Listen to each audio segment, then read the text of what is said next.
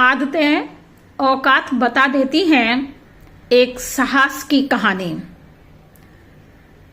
राज दरबार लगा हुआ था। एक अपरिचित व्यक्ति दरबार में आकर राजा से नौकरी मांगने की इच्छा व्यक्त करता है। राजा ने उस व्यक्ति से उसकी शैक्षणिक विशेषताएं पूछी। उस व्यक्ति ने कहा, महाराजा, मैं किसी भी व्यक्ति अथवा पशु की शक्ल देखकर उसके बारे में सब कुछ बता सकता हूँ। राजा ने उसे अपने खास घोड़ों के अस्वल की देखभाल में लगा दिया, यानी कि घोड़ों का उसको मुखिया बना दिया। कुछ ही दिन बाद राजा ने उससे अपने सबसे महंगे और मनपसंद घोड़े के बारे में पूछा। वह व्यक्ति बोला, यह घोड़ा राजा नस्ली नहीं है। राजा को हैरानी हुई। उसने जंगल से घोड़े वाले को बुलवाकर पूछा। घोड़ा वाला बोला, घोड़ा नस्ली तो है, पर इसके पैदा होते ही इसकी मां मर गई, इसलिए एक गाय का दूध पीकर उसके साथ पला बढ़ा है। राजा ने अपने नौकर को बुलाया और पूछा, तुम्हें कैसे मालूम हुआ कि घोड़ा नस्ली नहीं है?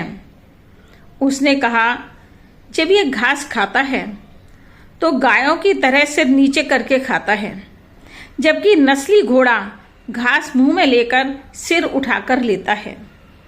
राजा उससे बहुत खुश हुआ और उस व्यक्ति के घर अनाज, घी, मुर्गे और ढेर सारी बकरियां बतौर इनाम भिजवा दिए।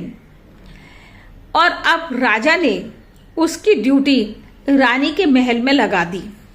कुछ दिनों पश्चात राजा ने उस व्यक्ति को अपने दरबार में बुलवाया और रानी के विषय में क्या जान पाया है बताने को कहा। वह व्यक्ति बोला, महाराजा, रानी के तौर तरीके तो रानियों जैसे हैं, लेकिन पैदाइशी रानी नहीं हैं। राजा के पैरों से जमीन खिसक गई। राजा ने अपनी सास को बुलवाया और पूछा, क्या इस व्यक्ति ने हमारी रानी के विषय में जो कहा है वह ठीक है क्या? सास ने कहा, जी महाराजा, सच्चाई तो ये है कि आपके पिताजी ने मेरे पति से हमारी बेटी के पैदा होने के साथ ही रिश्ता मांग लिया था, परंतु दुर्भाग्यवश हमारी बेटी 6 महीने में ही मर गई। इसलिए हमने आपके रजवाड़े से करीबी बनाए रखने के लिए किसी और की बेटी गोद ले ली और उसे अपनी बेटी बना लिया। राजा को जो सच्चाई आज तक नहीं पता थी, उसे जानकर बहुत आश्चर्य हुआ। राजा ने फिर उस व्यक्ति से पूछा, तुम्हें कैसे पता चला कि रानी पैदाइशी नहीं है? उस व्यक्ति ने कहा, रानी का नौकरों के साथ व्यवहार गंवारों की तरह है। कई बार तो गंवारों से भी ज्यादा बुरा व्यवहार करती हैं। एक खानदानी व्यक्ति का दूसरों से व्यवहार करने का एक सभ्य तरीका होता है, जो रानी में बिल्कुल भी नहीं है। राजा उसकी बुद्धिमत्ता से बहुत खुश हुआ और उसे अब अपने दरबार में ड्यूटी पर रख लिया। उसकी होशियारी से खुश होकर राजा ने उसे बहुत सारा अनाज, भेड़ बकरियां इनाम बतौर दिए। राजा हमेशा किसी भी को जब इनाम देते होते थे तो वह इसी प्रकार का इनाम देते थे। कुछ समय तक वह व्यक्ति अपनी ड्यूटी बड़ी ईमानदारी से करता रहा। कुछ समय निकलने पर राजा ने उस व्यक्ति को दरबार में बुलवाया तथा उसको अपने बारे में बताने को कहा। उस व्यक्ति ने कहा, राजा, अगर आप मेरी जान की, मेरे प्राणों की रक्षा का वचन दें तो मैं बता सकता हूँ।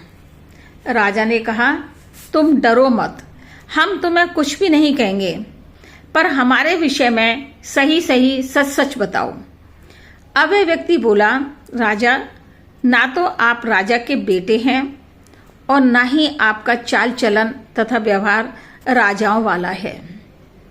यह सब सुनकर राजा को बहुत गुस्सा आया, मगर प्राणों की रक्षा का वचन दे रखा था, इसी कारण कुछ भी दंड नहीं दे सकते थे।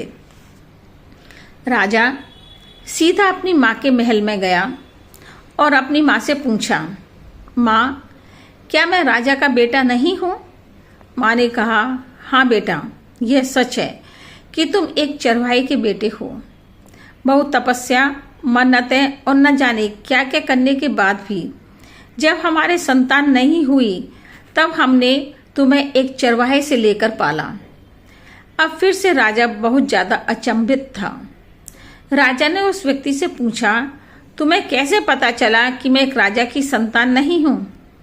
वह व्यक्ति बोला, राजा, जब किसी को इनाम देते हैं तो हीरे, मोती, जवाहरात अर्थात बहुमूल्य वस्तुएं इनाम में देते हैं, परंतु आप भेड़, बकरियां, अनाज, खाने पीने की चीज़ें देते हैं। यह तरीका किसी भी राजा का नहीं हो सकता है, किसी चरवाहे के बेटे का ही हो सकता है। राजा उसकी बुद्धिमानी तथा दूरदर्शिता से बहुत प्रभावित हुआ। किसी व्यक्ति के पास कितनी धन, दौलत, सुख, समृद्धि, रुतबा, बाहुबल है, यह सब बाहरी दिखावा है। इंसान की असलियत की पहचान उसके व्यवहार और उसकी नीयत से होती है। हैसियत कुछ भी हो, सोच नहीं बदलती है।